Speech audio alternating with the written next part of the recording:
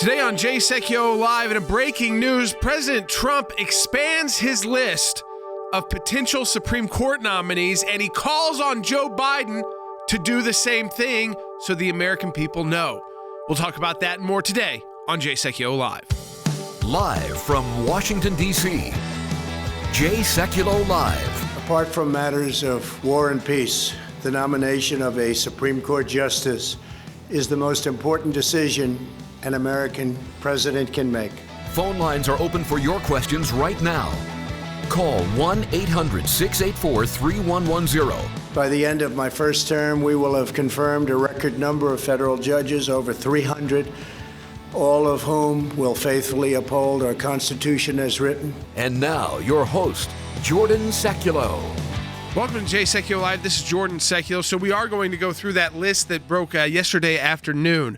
President Trump adding 20 additional names to his initial Supreme Court list of those who he would choose from if there is a Supreme Court vacancy during his term, and if he is reelected, of course. So being very transparent, giving everybody, as we talked about, plenty of time to look at these names, to go through their backgrounds.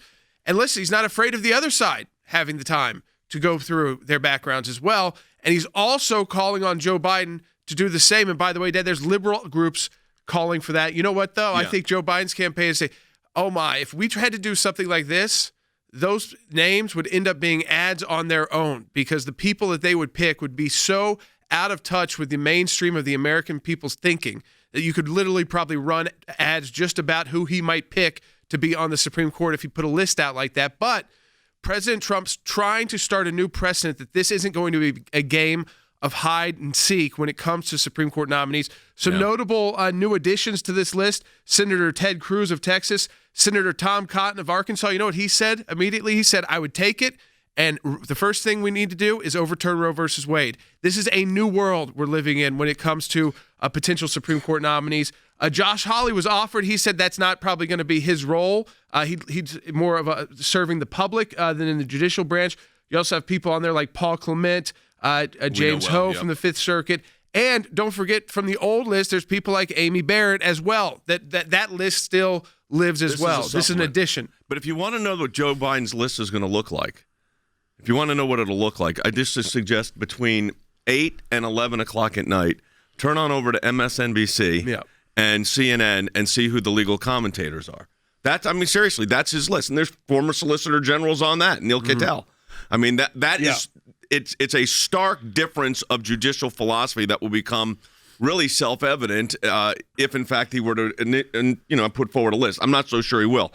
The thing that I like, Jordan, the most about this list is it's not just judges. It's not just not just appellate judges. There are plenty of judges is on there, Andy, but there's actually a district court. There's 9 lawyer judges on there, of course, lawyers. Which, by the way, under the Constitution, you don't have to be a lawyer to be on the Supreme Court. Right. But there's even a district court judge, which I think would be a bit refreshing to have a sitting district court judge actually sitting on the Supreme Court of the United States that's actually tried a case. Oh, I think it would be great, because we have too many people who have not been in the courtroom as judges before juries presiding over jury trials, and who actually sentence defendants in criminal cases, who actually preside over discovery disputes in civil cases, and who have the practical experience. I also noticed that he has indicated he is potentially going to appoint among those candidates Christopher Landau, who's the ambassador to Mexico. Yeah.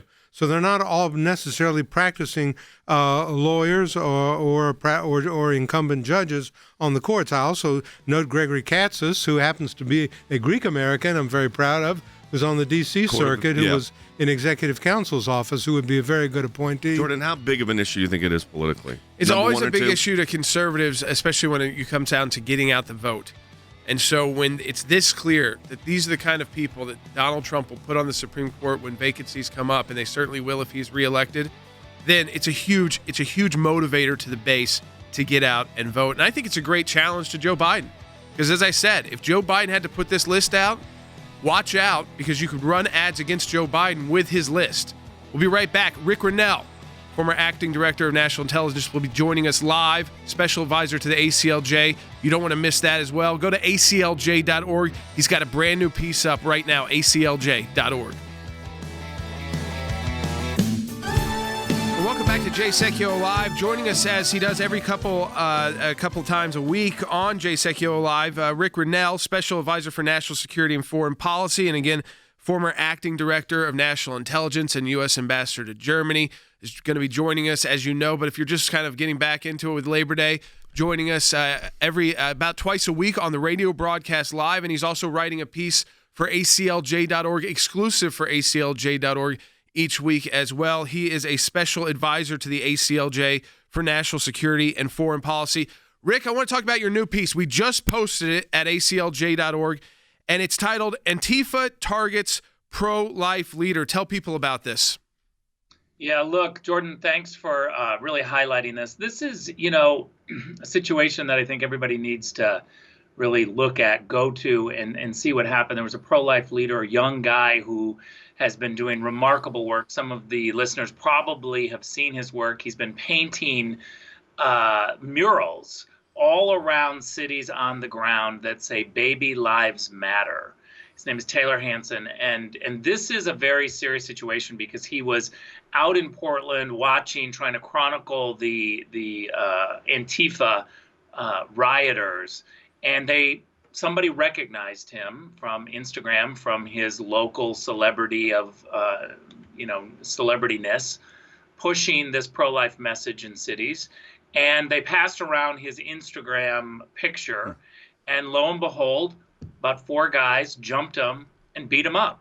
And we've got exclusive pictures there that show what happened to Taylor. It's quite remarkable that in today's world, someone who's doing such great work for trying to get the younger generation to recognize that abortion in the 9th month, for instance, is barbaric. And this is something that Taylor felt really compelled to do because he was watching Congress do these kind of born alive bills. And he thought, when I talk to my friends who are, 20-something people, they don't go for this. They're not down with this. They think that it's barbaric as well. And so I think that there's a whole new generation of people recognizing that we got to have some sort of limits on this. Rick, I've said that this generation is, I think, the most pro-life generation in our lifetime. And part of it is their parents were pro-life. Part of it is the medical technology has made it undeniable. The left can't argue that it's not a baby. But when you look at groups like Antifa, because that's in your article too, as when you served as the acting director of national intelligence, I obviously don't want you to disclose anything. These groups are really dangerous, and these are not social protest movements. This is not civil disobedience that you saw with Dr. King or an Operation Rescue in the pro-life movement. This is really anarchy. Yeah. It's anarchy. And what I try to do in the piece is distinguish between the great American principle of protesting. And that's so unique to our country. When you don't like something, when you don't like a law, you're allowed to go out and assemble and protest against that. And that's the whole idea of being an American. We have to protect that. And I know that conservatives and people in the middle and people on the left all want to protect that right. But we also, in protecting that peaceful protest right, we have to be able to bifurcate the peaceful protests from the anarchy. And Antifa is really, they've crossed the line. They're out to beat people up. They're out to send a message of violence. They have been desecrating many of the federal buildings. It's really out of control. And I know Bill Barr is focused on this, trying to figure out where they're getting their money, because clearly they're getting their money from someplace. In your role previously as acting director of national intelligence, when you have a group like this that has sprouted up, but it's grown in intensity and its organization, its capabilities to carry out these violent attacks, obviously, like you said, has a funding source. It has to be treated like a domestic terror organization. These examples, like what happened to this pro-life leader, Taylor Hansen, just because he was noticed. And as you said, it was probably someone in the media that passed along this info to Antifa that he was there, so that he was then beaten up. And that, yes, law enforcement needs to handle the on-the-ground, at-the-moment situation, but it seems like something needs to be done bigger, like you were talking about with Attorney General Barr, on a larger scale to shut this group down. There's no question, and I think we're looking at the funding and we're trying to figure that out. As you guys know, we're in this intense political atmosphere, in this political circus of Washington, D.C., where everything is politicized. And I think that Americans have to understand that President Trump, he's absolutely outraged by what's happening in some of these cities. But we do have this philosophy in America that we're not going to make one-size-fits-all rules from Washington, D.C. You know, what works in Seattle doesn't work in Tampa. And so the president, I've been in the Oval Office where he's really tried to figure out what's the balance here. And these are difficult questions. But the balance is trying to allow mayors and governors to localize these issues and to have a little local flavor. But clearly, we have several mayors and governors who are failing to be able to keep people safe. I think if you're in Portland or Seattle and you're in the suburbs and you're watching your largest city kind of melt down, you're thinking, is it coming to me next? I think that is the thought right now. People are coming up to me and saying that. Yeah. Yeah. And, you know, I'm sitting next to me in the studio, Rick, is Andy Economou, who's a senior counsel for the ACLJ, also has been a district attorney and a U.S. attorney. And I asked this to Andy, and Andy, just quickly, because I got a question for Rick, but I want to parlay it off for what I'm going to ask you is, local law enforcement is also being overwhelmed right now. It's impossible for local law enforcement to handle the situation that we find ourselves in. Local law enforcement is working 24-hour shifts. I spoke to 2 police detectives in Washington, D.C., who say that they're working night and day trying to cover the city, our nation's capital, and to preserve and protect law and order. And out in the suburbs and in the rural areas, particularly, we are not able to handle the protests, the violence that is taking place, and do the regular policing of the regular criminal activity, which, by the way, doesn't take a vacation from engaging in criminal activity of course not. During the times of these mob violence and protesters. So, Rick, when you look at the violence that Antifa and these groups are causing, and as the former acting director of national intelligence, how does this impact our national security? Because it does divert attention. I mean, I've thought about this. You know, we fortunately under President Trump, he's really crushed these caliphates. He's really been and the Department of Justice and your office at DNI really focused on the terrorism, and we saw a real drop in international terrorism affecting the United States. But boy, you know that there's still cells out there, and they're looking at this and doesn't it create a vulnerability point for these cities? Yeah. It's a great question because, you know, while we're focused on the caliphate, we're focused on Hezbollah, which is what I really tried to do in my short time.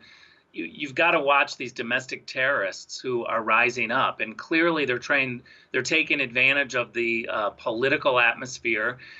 We've got the entire left that are pretending like they are just peaceful protesters. And it's excuse making, Jay. It's excuse making for this rise of Antifa. And then you've even got Congressman Jerry Nadler, saying, you know, well, this is all just smoke and mirrors. It's not really real. Antifa doesn't really have these type of tactics. We see this. Yep. And go to this piece on our site and look and see what kind of brutality these Antifa rioters are doing. It's really outrageous. Great piece on Antifa, great piece from Ric Grenell. By the way, Melanie on Facebook said, thank God Ric Grenell is on the team at the ACLJ. What an asset, which has been the overwhelming comments from people. This is the cool thing about having Ric on the team, because Ric, final question to you is, it's not about the article. The article's up at aclj.org. We'll share that on social media right when the broadcast is over. And we always clip Ric's interviews too, so you can share those as well, folks, with your friends and family. But I thought it was a big deal also internationally, Ric, that the Arab League, the Palestinians failed to get the Arab League to condemn the Israel-UAE Accord. I thought that was a huge deal diplomatically. Huge. Let me also make a little news here that what I'm hearing rumblings is that Donald Trump will be nominated for a Nobel Peace Prize for another issue that he worked on.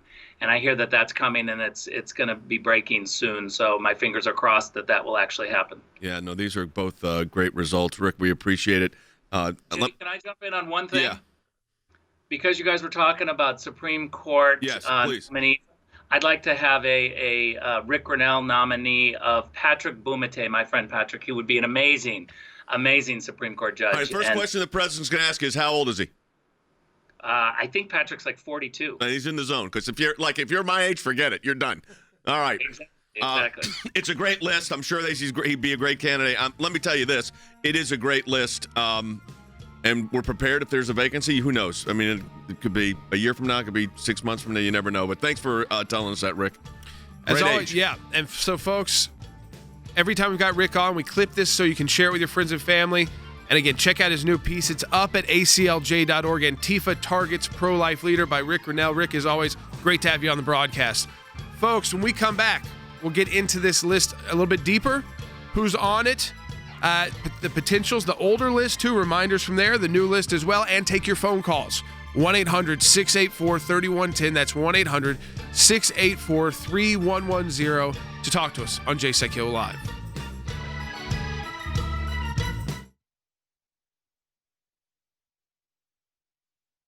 You're stuck at home, trying to learn online, and the ACLJ is here to help.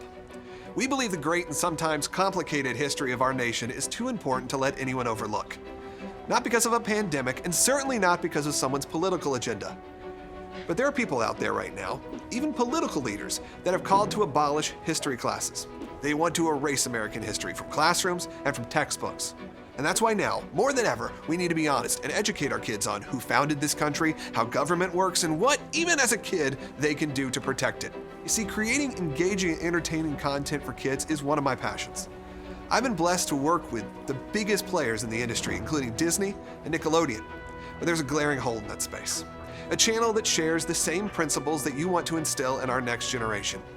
That's why we came up with this exciting new project that will offer fun and educational video content that you can share with your children and grandchildren. It's a brand new channel from your friends at the ACLJ. We call it Bald Beagle. I know it's fun to say, and yes, our logo is a half bald eagle, half beagle, but it'll be even more fun to watch. Bald Beagle will have your children's interest at heart with great content that at times will feel over the top and ridiculous, but it's actually very serious business. Bald Beagle's initial launch will be on YouTube. We believe our content needs to be available to kids where they are. And if your kids are anything like mine, that's YouTube. George Washington once referred to kids as the future guardians of the liberties of this country. Right. And we at the ACLJ and Bald Beagle believe we must provide an option now to raise those future guardians. I like the sound of that. Me too. If you believe in this mission and want your kids and grandkids to benefit from an educational entertainment platform that honors the same core values you do, visit baldbeagle.com today.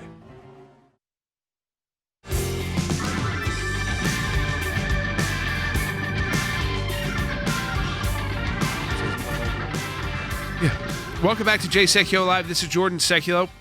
We are taking your phone calls, 1-800-684-3110. I'd like to know how important the judges are to the audience. Yeah, I mean, so obviously in election year, the Supreme Court is usually very important to the base of both parties, especially the conservative voters. And what President Trump has tried to do, and I think even tried to expand on that and make it even more transparent, is to say, here is the list. And now we've added 20 additional names to the list, not hiding the ball. This is the kind of people, these are the people I will choose. Now, obviously, he's not going to fill 20 seats, but this is the list that I will be working from. He's not hiding it from the media. He's not hiding it from you, the voter. So how important is it to you, knowing that the next president of the United States is going to get a couple more at least? And we know that, a couple more at least. 1-800-684-3110 if you want to talk to us on air. That's 1-800-684-3110. Can I say something about our Bald Beagle program that Logan and the team? Yep. So we launched on Monday officially this or Tuesday, I guess. Bald Beagle, which is a channel dedicated to teaching kids American history in a way that young kids can relate. I mean, you just saw some of you saw the promotion that we just did during the break if you're watching on our social media platforms. And the idea they're using puppetry, they're using all kinds of, the response has been really strong. And what we're trying to do now is gauge how much we can actually produce. So when you support, if you go to baldbeagle.com and donate, by the way, it's an ACLJ donation is being targeted for the Bald Beagle Project. Why do we call it Bald Beagle? You know, the bald eagle is it's our American symbol. I had a dog when I was in law school named Bagel, who was a beagle. So they kind of put that all together and came up with Bald Beagle. Kids love it. They tested it with kids. You saw the promos. It's doing great. Support it. Just go over to baldbeagle.com and donate. We had an email that went out yesterday on it, and the pilot's up, not the pilot, I guess the promo's up there. You really should take a look at that and have your kids watch it too, because it's that engaging. And let me tell you something. You know who else is going to learn from this? All of us, because we're going to actually teach history why schools are trying to get rid of history. Go ahead, Jordan. Yeah, so again, it's a great asset. Again, baldbeagle.com. You can check it out. And if you donate there, support there, make sure that we know then your donation's going to support that specifically. So they're going to begin production on these now, but you can kind of get also a taste of what it's like at the website at baldbeagle.com. I want to play this. This is from President Trump yesterday, and is talking about his original list and adding to the list. Bite 11. My original list of potential justices include many of our nation's brightest legal minds, such as Bill Pryor, Amy Coney Barrett, and Thomas Hardiman, outstanding people. Like those distinguished individuals, the 20 additions I am announcing today would be jurists in the mold of Justices Antonin Scalia, Clarence Thomas, and Samuel Alito. And I think that's become the three. You never exactly know how a nominee is going to be once they make it to the court. Right. But what we've called on and we've been pretty aggressive about is we've taken that Josh Hawley, Tom Cotton kind of approach, which is no more of those, I can't really answer the question nominees, because that's how you end up with maybe a Roberts type, the people that just are kind of dancing around questions. You never, especially if they didn't serve in the judiciary. Right. I think they need to answer even more questions about that. And we're no longer going to accept that as an answer and pour resources into defending them from whatever allegation the left comes up with about them. No, you're right. And you take a look, he mentioned in the first list the names of Bill Pryor, Amy Coney Barrett, and Tom Hardiman.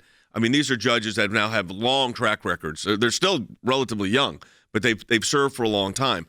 But look, I mean, I'll take the religious liberty issue as an example. Andy, you and I have talked about this, and there's been a couple of cases that have gone to the Supreme Court. We've got one that right now is in the district court representing churches, because there's still this ban in place in California where even if you can meet, even if your sanctuary can hold, 1,000 people, you can't have more than, what was the number? Was it 25 or 100? It was 50. In a sanctuary that could literally hold 5,000. And there's two things you can't do: sing or chant. And we thought that's absurd, so we filed suit. Now, there's been two other cases that have gone to the Supreme Court, and both times, Andy, the Supreme Court, by a 5-4 vote, rejected the religious liberty claims. Yes. Alito, Thomas, Gorsuch, and Kavanaugh voted to strike those provisions down as unconstitutional. John Roberts went with the more liberal wing of the court. So the next Supreme Court vacancy impacts cases like that directly.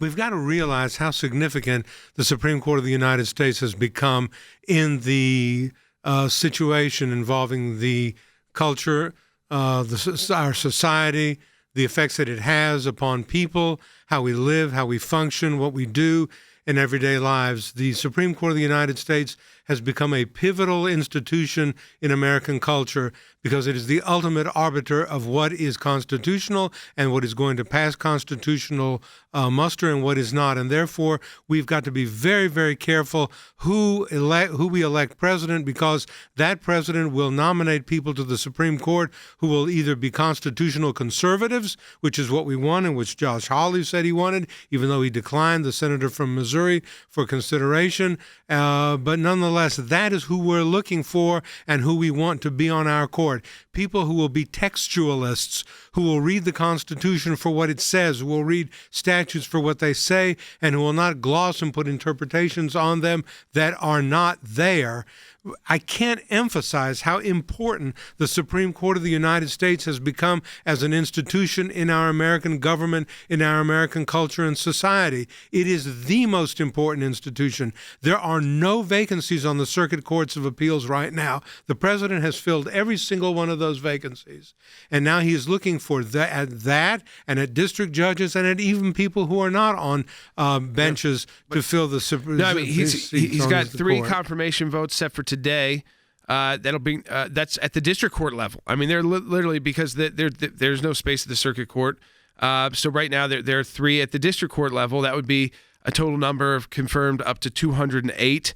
There's currently no circuit court vacancies for the first time in 4 decades. In 40 years, no vacancies. At this point in time, about a third of the nominees to the circuit courts in the United States are Trump nominees, not Republican. I know. Are Trump nominees. Imagine what it would be in 4 more years.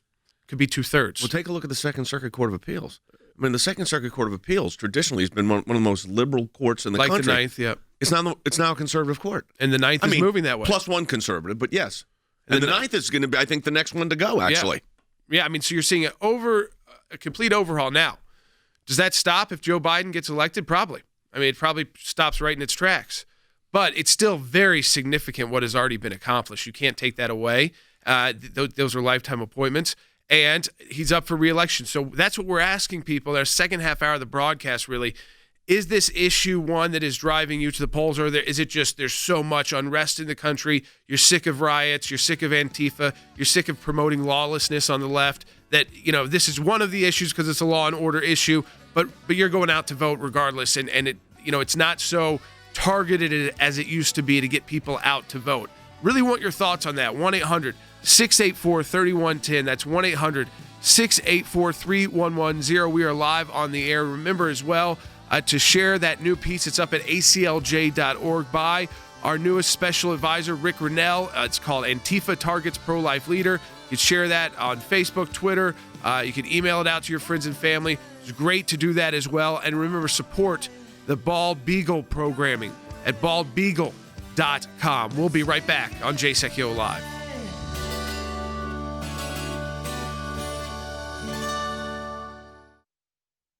Thanks to your support of the ACLJ, we have had many victories. The IRS now formally apologizing to Tea Party groups. If any group feels that they're being targeted, they can go to federal court and bring our case. That's a victory. It's one of the most significant wins in the ACLJ's history, to take on the IRS and win. For more than 27 years, the ACLJ has been fighting for freedom and liberty in the United States and around the globe. These are young people in their 20s and 30s that are doing this. They're fighting for life at a whole new level to beat back the abortion juggernaut. But I actually think we're winning this. This is one of the social issues we're winning. The release of Andrew Brunson. We're flying and they finally left Turkish airspace. It's like, okay, we're really out of Turkey and free again. We need your help as we continue this work here in the United States and around the world. Join us online at the American Center for Law and Justice at aclj.org. Live from Washington, D.C., Jay Sekulow Live. And now, your host, Jordan Sekulow. All right, welcome back to Jay Sekulow Live. So we're talking about, of course, President Trump yesterday announced an expanded list of his potential Supreme Court picks if there are vacancies on the Supreme Court. So this expands on the original list, which was announced in November of 2017. This list comes yesterday. It's 20 additional names. It includes some well-known names, people like Senator Ted Cruz of Texas, Senator Tom Cotton of Arkansas, Josh Hawley, a Missouri senator. He already said probably not likely the place for him, as he likes to. He's more about serving the people directly as a politician elected that way. For Rehnquist, he's a Rehnquist clerk, and he is someone who's I think will play a key role in the next confirmation battle, because he is the one who I've kind of said I agree with him and Tom Cotton that enough is enough when it comes to these confirmations of I'm not going to answer the question. So Tom Cotton came right out and said, I'd take it.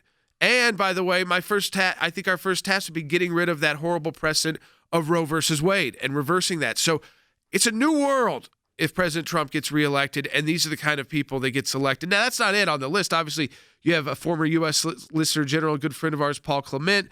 You could go through the whole list if you want to. James Ho on the Fifth Circuit. Noel Francesco's a former SG. With him. Right, and it's just now a former SG. Yeah. And then on the previous list, you have people like Amy Coney Barrett. You've got people like Bill Pryor as well from the 11th Circuit Court of Appeals. So this is building on the first list, and it's also a challenge to Joe Biden to show his cards. I'll show you my cards, show your cards, show the American people who you would put on the Supreme Court. And let me tell you why Joe Biden, I think it would be so scared to do that, even though there are liberal groups that would like him to. Because those people alone, I think you could run ads against Joe Biden and Kamala Harris just by using those people, because they will be so out of touch with when you go into what they've written and the crazy stuff they've written as law professors and as judges, what you will see is they are so out of touch, not just with like Republican conservatives, just mainstream middle America, out of touch, and so I think he's gonna want to hide the ball in that unless he's just pressured and has to. It's interesting you said that because, and we do want your calls at 800-684-3110. Colonel Wes Smith is joining us back in the studio again, so we've kind of I feel like we're getting back to close to normal here at our facilities. We're able to keep everybody sufficiently apart, but able to bring you the broadcast. Wes, you served in the military. A lot of the issues the Supreme Court deals with end up impacting the military. What do you think of the list so far? I am very impressed with it. And, of course, being military, I'm biased a little bit towards Tom Cotton. Not only is he a brilliant young guy, Harvard grad, JD, but an Army officer who, even though he was JAG. I didn't know. Okay. Yeah, even though he was JAG. Tell people what JAG is. That's the Judge Advocate General Corps, the lawyers in the military. He volunteered to go to Afghanistan, but he didn't want to function as a JAG officer, but as a line officer doing patrols. This guy is a sharp young man. And what a lot of people don't realize is he also clerked for Chief Justice John Roberts. So the list is impressive. You mentioned Noel Francisco, who clerked for Scalia. You look at all of these people, and they are constitutionalists. They're people that are there to say what the law means, not to make the law. And that is frightful to people on the left. And I tell you what, Jay, I think the reason that probably Joe Biden will not release his potential judicial picks is the same reason that his campaign won't let him do impromptu press briefings, because they're afraid of the reaction of people to that. Well, that's true. By your fruits shall you know them. Mm-hmm. And if Joe Biden were to come out with his list, as Jordan said, it would be appalling to see that. One list that President Trump has indicated he might choose from, I want to call out specifically, is Daniel Cameron, who is the Attorney General of the Commonwealth of Kentucky. He is a rising star in the Republican Party. I noticed him speaking at the Republican National Convention. He was legal counsel to Mitch McConnell, and he graduated from the University of Louisville, undergraduate in law school. Brilliant orator, excellent constitutionalist, would be a great pick on the Supreme Court. Yeah, I mean, that's pretty impressive. Yeah, a lot of folks here again, and this is a supplement to the original list. You got 20 additional names.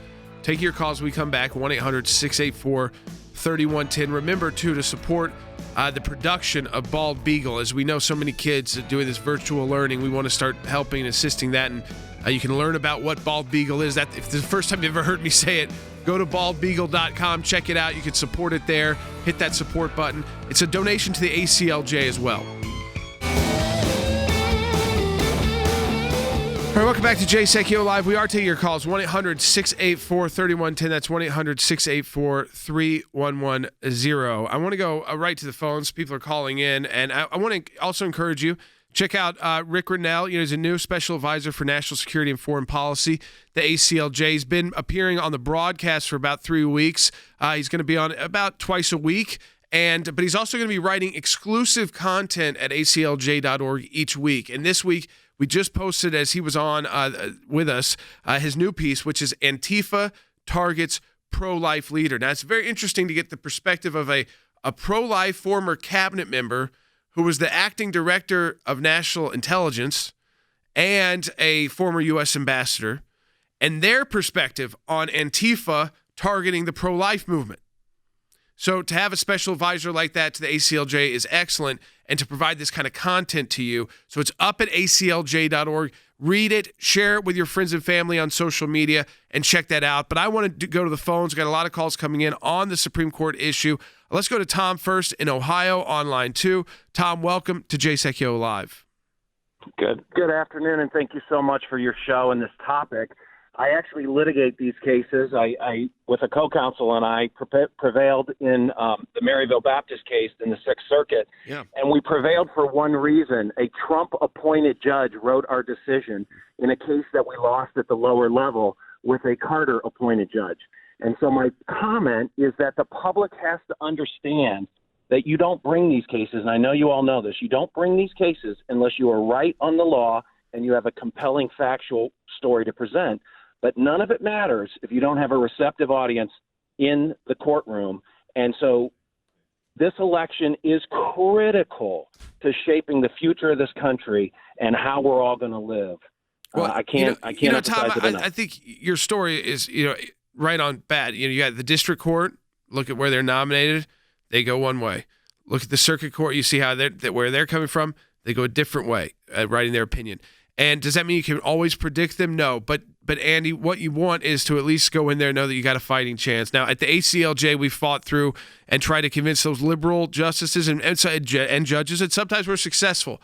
But the issue is that when you get to the Supreme Court level, especially, which is what the president's talking about here, when you get to the Supreme Court level, unfortunately, on about every major case of social importance, I'm not talking about some patent law case, but of social importance, I can tell you exactly where the liberal members of the court are going to come down. It does not matter what the law is. It doesn't matter what the precedent is. They will figure out a way to get to what answer they want. I can't do that with a lot of these so-called conservatives. Some of that's for good, but I think some of it people are a little bit sick of too. Yeah, we are sick of that. In other words, the liberal justices have a view of what they want done, and social engineering is what their ultimate goal is, and to engineer it in a way that is with a liberal bent. And so they're going to make that decision and then find the law or contort the law to meet the end that they are seeking to achieve. So, in other words, as someone has said on Facebook, and I'm reading the comment, I think a judge should be impartial on interpreting the law in all aspects. Significance of cause and effect and interconnection between the law, people, and society. That is a very prescient and very good comment that was made by that person on Facebook, but it all has to be done within the context of the Constitution of the United States, a document that was drafted in the 18th century, but which still exists today. And as Justice Scalia says, and I think that what we want with a conservative justice is read it as it was written. It is not a living, breathing document that you can contort and interpret as you wish. That is our Constitution, our katastatiko in Greek. That is what we live by, and that is what we can die by if we don't really emphasize the fact that we want judges who live by that Constitution and the text of our statutes. Let's go to Debbie in Texas. If you want to talk to us on the air, 1-800-684-3110. Our phone lines are open. How important is the Supreme Court to you and how you cast your vote in the general election and who you decide who to pick for President of the United States? Give us a call. We got phone lines open, 1-800-684-3110. Debbie, welcome to Jay Sekulow Live. You're on the air. Thank you, and thank you for all you do. Thanks, Debbie. I have a question. The Democrats have been talking about packing the Supreme Court. If that should happen, could it ever be undone? Well, it takes a constitutional amendment to – listen, FDR tried to do that. He didn't like the makeup of the Supreme Court. Wes is shaking his head. So he decided he was going to add, I think, 4 additional seats, maybe 5, to get the balance in his favor. That got terrible political reaction. So it really literally would take a constitutional amendment, I think, at this point to do that. The fact is that, look, the big legacy of any president, Wes, is the Supreme Court picks. Absolutely. Out of all the things the President of the United States does, this is the most lasting of his task because these judges are appointed for life. The military is important, national defense, national security, diplomatic relations, all of those things. But as the administrations change, the emphasis on those various issues can change as well. But the judges are there for life. What I find also interesting, Jay, with the previous caller, the attorney in Ohio, and that is the judges who are appointed, they're more left of center, are very predictable. We are almost never surprised. We know how they're going to rule. Every once in a while, a constitutionalist judge will side with the liberals because that's what the law says. But you seldom ever see that go the other way. No, I think it's interesting. I was going to ask you this question, Jordan. I asked you this in the beginning, and you've got more campaign experience than any of us. And that is, it always is a big issue. But is it an issue when you've got a pandemic? Laura Ingraham asked me this. Is it the number one issue for the president or is the pandemic? And this is what I said, and here's what I said. The pandemic, as horrible as it has been, and it looks like things are going in the right direction, it, God willing, is going to be over with, either a vaccine or something, in the next, hopefully, months or year. These justices are going to serve for 4 decades. Yeah.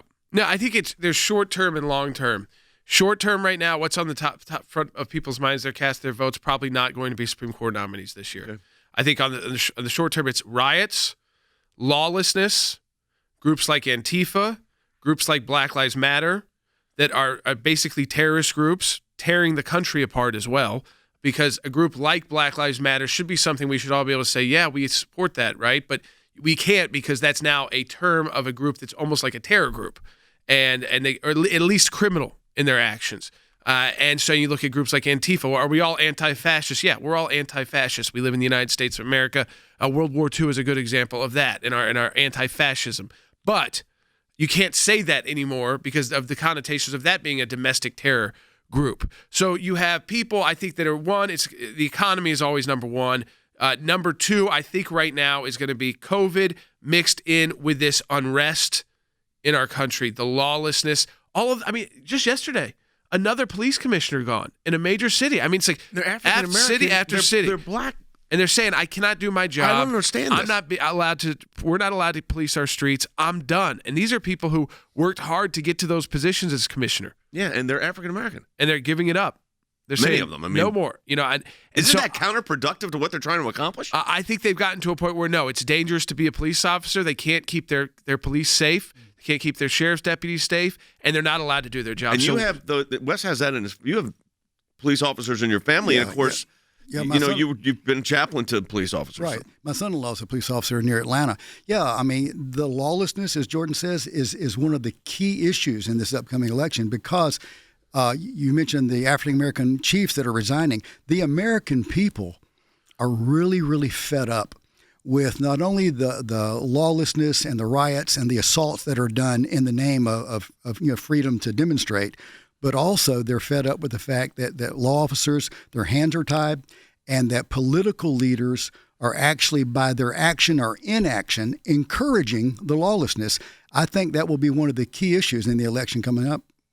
I think he's absolutely right. Yeah, no, I mean, listen, it all ties to, I think that's where the Supreme Court comes in more so than ever. Now, for social conservative voters, Christian evangelical voters, this is a big driving factor. It has been for decades, and I think they really do like the fact that President Trump puts these lists out so that they have time and organizations like ours have time to go through and say, hey, these are the people who would be good. And also, by the way, it gives us time to say, these are the ones, they made the list, but they wouldn't be on the top three I'd pick. Let's say, put it that way. So President Trump does it that way for good and for ill. Just because you get listed as one of these potential picks doesn't mean you're 100%. It actually gives conservative judicial groups like ours time to say, I'd scratch that one. That's not one we would really get behind. That's not one we would put our resources behind. And so he's willing to do that. I think it's it becomes a much safer issue as well when you look at the potential nominees. We'll continue to take your calls when we come back at 1-800-684-3110. People like to always write in, Jay or Jordan, would either of you accept a nomination to the Supreme Court? You could, because you're there the would right not age. Be enough I'm people. too old. I would not get confirmed. I talk on radio every single day. Could you imagine pulling all of those transcripts? 80 senators that are Republican. 80 senators that are Republican like Tom Cotton and Josh Hawley? Yeah. Maybe. Maybe. Right, I mean, but I'm too old. But again, the big question is, these are the ones who will end up there if President Trump's reelected. We have the list. We know the names. And I think that's great because we have time to research them. We'll be right back on Jay Sekulow Live.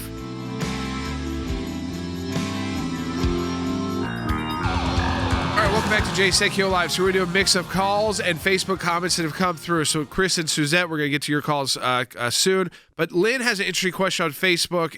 She says a lot of people talk about bringing term limits to the high court. That when the Constitution was written, people did not live to be 80 and 90 years old, 100 years old, and in that capacity to be able to serve. So should that be changed? I don't think so. The reason that you're supposed to, that the founder said life appointment was to be free from political influence. That was the idea. Now, has that worked out? I'm not so sure. But the concept is right. I don't think I'd change it. Any other thoughts there? No, I mean, the Constitution says during good behavior. In other words, as long as you behave yourself and comport yourself as a justice should, you shouldn't have your thoughts influenced. And I don't believe in term limits for the Supreme Court. I think that you I agree with Jay that we have a tradition in this country of life appointments, and you get what you get. That's why the election of the president is so incredibly important. Yeah, it's part of the balance of power, too, and you want a completely independent judiciary. You really do. I think if you were going to talk about term limiting the Supreme Court, it'd be like 30 years. I mean, so something where it's still very significant. Like a mandatory retirement age? Almost like, that's what I'm thinking more. Is like my generation looks at it and says, 85 to 90-year-olds probably shouldn't be deciding rules about technology. And a lot of them have been. And they are. Too many are. And so it's not so much that it's not a lifetime appointment. It is until it's past your time really to be there in service. And I'm not pointing out a single justice because that's not the rule right now. But I don't see it then as like a limit, like a term limit. It's more of a retirement age. Military has this too. Certain ages you get to where you cannot serve in this position any longer. I could see that being attractive to both sides of the aisle. People in my generation is, okay, you get to be, I don't know if it's 85, it's 90 years old, somewhere there, and it says, okay, that's when you've got to at least start that retirement process, something like that. But again, that would take a constitutional amendment, so a big change there. Let's go to one of the phone calls as well. Chris in Nevada on line one. Chris, welcome to Jay Sekulow Live. You're on the air. Hi, and thank you. I appreciate that the president put out an updated list of potential Supreme Court nominees, but by doing it now, doesn't it also give the left a lot of time to try and dig up dirt on these people, whether that dirt has any validity or is completely made up? No, I mean, no. Listen, they will come up. They'll have time when the nomination's made to go after whatever nominee that is and go after the dirt. Remember, so you make the nomination. It's a long period of time. It's not that quick. So they're always going to come up with something to oppose. They're not going to support any of these nominees. I think it's bold and brave to put the names out. You're saying, bring it on, left. But also, I'm doing this as a gift to those who are thinking about voting for me. This is the kind of people I will appoint. They will come from this list, from these names. I will not surprise you, and their backgrounds won't surprise you because I'm telling you who they are if you want to take the time to actually look and learn about them. And so to the left, it's what are you hiding? What are you afraid of, Joe Biden, in telling people who you might pick to be on the Supreme Court? And maybe he'll surprise us, and maybe he'll surprise us, and he won't be. But I would imagine that those people will end up becoming ads against voting for Joe Biden, and that may be the reason why they don't want to put out that kind of list for. I think that, the president talked about Joe Biden's just refusal to do this, bite 10. Joe Biden has refused to release his list, perhaps because he knows the names are so extremely far left that they could never withstand public scrutiny or receive acceptance. He must release a list of justices for people to properly make a decision as to how they will vote. It is very important that he do so. Yeah, I'll tell you, you know who you're going to see? Preet Bharara. Remember him from the CNN saying how the president was going to be impeached? Tweeting nasty things about us. Former U.S. attorney from New York. Guys who spend their time tweeting nasty things about us. Yeah, mostly. Yes, that would be a good way to do it. Just look at people that say nasty things about us, the ACLJ or me and Jordan or basically, Andy or anybody. Lawrence Nobody says anything nasty about Andy. Lawrence Tribe's acolytes. Yes. So Neil Cattell, Preet Bharara. There's another guy, Ellie Honig or whatever his name is on CNN. Yeah. There you go. Lawrence Tribe, if he was 40 years younger. His acolytes, yeah, the kind of his group. world. And then, of course, you go to, and then they got a whole group of them from the ACLU they could choose from. But I think again, if you look at these high profile ones, Andrew Weissman. He's a fundraiser for Biden. He is a fundraiser for Biden. It's interesting because I'm reading all these books about the impeachment and about the Mueller report, and you know who's not in them? Andrew Weissman. Barely mentioned. That's kind of weird. Interesting. And a lot of people think he was running the show. Yeah, was pulling the levers. Because now the liberals are upset. How could they pick, how did they pick Mueller? They knew Mueller was not competent. How did they pick him to do this? It's interesting. It was interesting here. Debbie on Facebook said the most important issue for the Supreme Court of the United States nominee is how they interpret the Constitution. And Republicans, Jordan, have danced around this issue. We're not going to ask you how you'll vote on a particular case. We never really do get a clear answer. Now, some of these, like Alito, you had a clear record. Thomas, you had a clear understanding, and they're unapologetic. I mean, I remember, Bill Pryor, when he was up for his Court of Appeals nomination, he'd said what his position was. Yeah. Yeah, that's what I think people want to see now from these Supreme Court nominees. No more dancing, no more, I can't comment on something. Because, by the way, Roe versus Wade, it isn't up before you right now, and it's not going to be up for you right the moment you're confirmed. So you can't use that anymore. Or if you're going to act that way, fine, go ahead, but don't expect us in groups like ours to spend the resources of our donors and our time on radio defending you from accusations at all. We're not. We'll let you go down if that be the case, because you weren't willing to fight the fight that we're fighting. So you want our resources to back your nomination, you better answer the questions truthfully. And if not, we will let the left take you down, because we know they can. We know they will try and take every one of you down that gets one of these positions. So if you're not going to fight the fight, that's why I'd be safer with the Tom Cotton, Ted Cruz, that world than a lot of these others who we do know. But I also know they come from the legal world and the legal, and they are not they're not politicians. They've never been to the people. They've never been servants of the people directly like that. Yeah. To constituents. I like the fact again of those kind of. Cruz and Cotton all were Supreme Court clerks. We know Cruz where they're going to was a Solicitor General, and no guessing. Yeah. Right. Yeah, and they're young. And so potentially they would be on the court for a long time. I think, frankly, it's quite refreshing that, some politicians, they don't want the people to know what they think or feel for fear they won't get elected. President Trump is honest and open about this, and he's laying out all that on the table. What do you think, Andy? Well, I think it's what a president should do. Look, the most important thing that you're going to be as president of the United States is an appointer of Supreme Court nominations and Supreme Court filling Supreme Court vacancies. Why? Because that's what's going to last. That is that is your legacy. You think about the we call it the Earl Warren Court, don't we, Jay? Yep. Or we call it the Burger Court or the Rehnquist Court. And those are the things, and you think about Eisenhower having appointed Earl Warren, who really was governor of California and who really he didn't want, but for political reasons he appointed. Don't tell me that the Earl Warren Court did not have a tremendous impact on American society, because it did. That's why Supreme Court nominees are so important, and I applaud President Trump for telling us who he will pick from. All right, so folks, check out Ric Grenell's new post on ACLJ.org. Remember, that's exclusive content that a former acting director of national intelligence, a cabinet member, and now special advisor to the ACLJ is providing each week on ACLJ.org. Share that. Antifa targets pro-life leader. Check out Bald Beagle as well, baldbeagle.com. Support their efforts. And again, your support there is a donation to the ACLJ, but it means that we're tracking it so we know they can use it to produce those episodes for our nation's children. We will talk to you tomorrow on Jay Sekulow Live.